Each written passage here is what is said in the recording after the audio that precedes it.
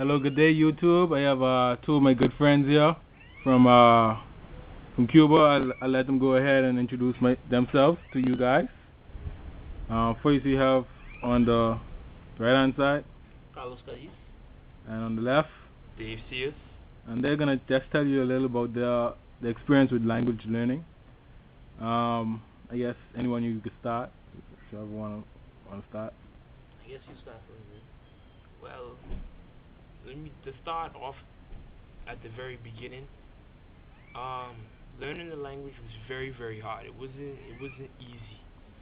But basically, if you put the time in and you have the patience, you're gonna get the language quickly. Even though it's kind of hard and difficult in the beginning, you're gonna learn the language. So when did you start? When you start learning languages? Well, I started learning the language. From when you started from back in the day when you was a kid, whatever. Well, I mean, back in the day, I hated it. I hated Spanish. I never liked Spanish at all. I I just couldn't stand the language, and I mean, until I got exposed to it, that's when I started to have a liking for it. All right. So is Spanish the only language you know, or? No, um, I'm fluent in Spanish one. I'm fluent also in Creole, and as of now, I'm learning French. Good, that's good. How about you, Carlos? Well, for me, learning new language was kind of difficult because back in the day, I never did Spanish in high school. However, being exposed in a country where you had to defend for yourself and adapt to the system, whereas you had to learn the language very quickly, to to to do the schoolwork as well. Um, However, I'm fluent in Creole, which is the base form of French and English, as well as Spanish. All right. So you guys have learned this language. So where'd you learn it? Where'd you go and learn? For example, Spanish. Where'd you learn Spanish? First and foremost, we're situated in a province called the western part of Cuba called Pinar del Rio In Cuba. in Cuba. All right. It's this basically consisted of it really consisted of farming per se, Mhm. but we went there at a disadvantage because not knowing Spanish, we had to do a Preparatory course. preparatory class of Mhm. between 6 to 9 months, Okay. and in that time frame we had to learn the language as fast as we could. That's good, man. So basically, between that 6 to 9 months period, you actually became fluent in the language. Was it tough? Like, how was the experience?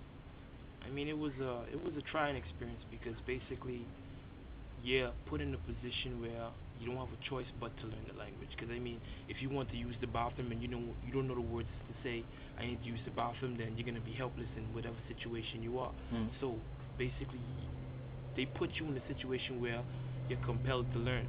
That's good. You guys are inspiration, because a lot of people here that don't even know the second language, but you guys know three languages.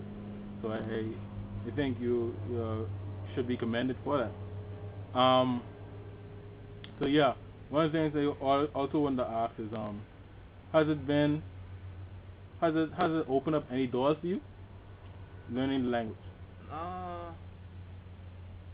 for now, um, yeah, I guess because you're fluent in three languages, whereas I remember when we came for vacation last year, we were in a tennis store, Mm. and these guys were down from Mexico, Okay. and the the retailer Store, basically. basically didn't know how to communicate with the Mexicans, and we came in and we translated what the guys needed, the shoe size and everything. So Mm. it has its advantages. Mm. So yeah, What do you think about grammar? Was the grammar hard for you to learn? yes. How about How it you, Dave?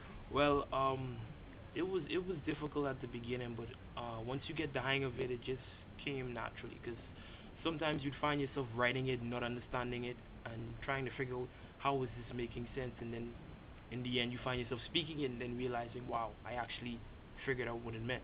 Wow. You guys, you guys knew Spanish before you went to Cuba, right? No. Never learned the language. Never learned language. No. Wow. So this is a very good example for you guys out there who wanna start learning language. You don't have to know anything about the language before you can actually attain the language. It all takes dedication and motivation. Um so anything else you guys wanna add? I mean I'll give each of you a minute. Well, basically, if you put your mind to learning any particular language, you have to have the patience, and basically you have to have the desire to learn the language, because it'll be pointless trying to learn a language that you don't have a desire to learn. So once you have that yielding towards the language, and you have the patience and the time to take out and learn it, it's gonna come naturally. Well, in my opinion, I mean, within doing anything, you need enthusiasm. And learning Spanish per se it took a lot of enthusiasm. At first, it was sort of difficult, but with time and dedication and communicating with the people, I mean, it became an easier process. However, I would suggest that the people who want to learn a new language, to just to dedicate whatever time they have towards it. But it's it's hard at the beginning, but then it becomes easier at the end. Oh, another question.